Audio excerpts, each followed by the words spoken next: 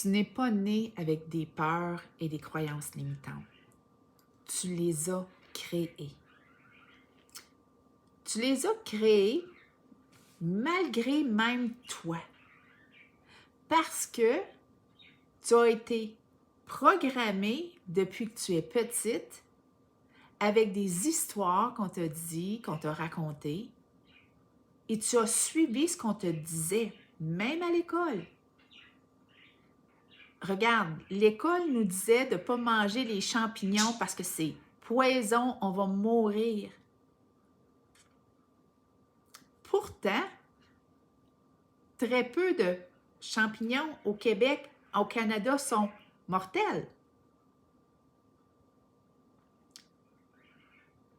On s'imprègne de ce qu'on a appris et on continue à les conserver même à l'âge adulte. Maintenant, quand tu regardes ça, c'était de l'ignorance. Quand je dis ignorance, ça ne veut pas dire stupide, ça ne veut pas dire niaiseux. L'ignorance, ça veut juste dire ne pas savoir. Alors, quand tu ne sais pas, tu vas à tâtons et tu fais avec ce qu'on t'a dit, ce que tu as entendu. Mais plus que le temps avance, plus qu'il y a des sciences, plus qu'il y a des recherches. Ce que je te partage aujourd'hui, c'est exactement ça. C'est de la science. C'est vraiment vrai que ce que tu as imprégné dans ta tête et ce que tu continues à faire comme pattern, c'est des choses du passé que tu as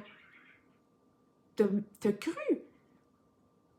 Pas de ta faute, mais que tu as cru parce qu'on t'a dit que c'était ça. Que peut-être tu n'étais pas assez, peut-être qu'il fallait que tu finisses ton secondaire 5, peut-être qu'il fallait que tu aies une famille pour être top. C'est toutes des croyances qui ont été implantées, qui se sont imprégnées. Et plus que tu refais le pattern, que tu fais la même affaire et que tu repenses à la même affaire, plus ça s'imprime. Maintenant, Nancy, qu'est-ce que je fais avec ça? Exactement. Le cerveau peut changer, mais il faut transférer sa mentalité en croissance.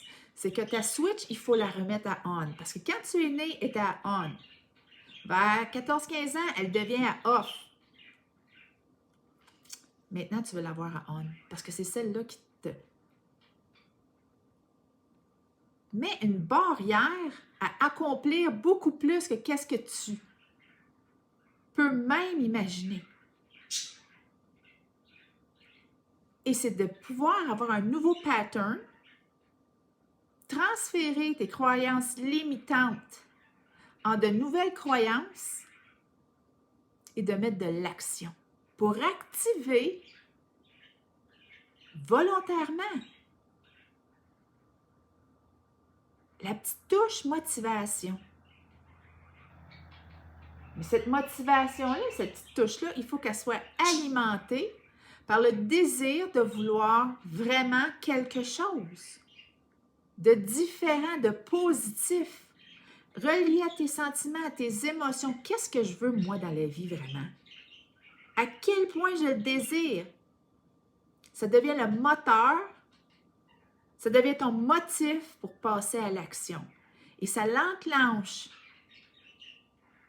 cette zone-là de motivation qui devient une adrénaline, une excitation, qui peu importe ce qui se passe dans le chemin, tu vas le tasser, beauté.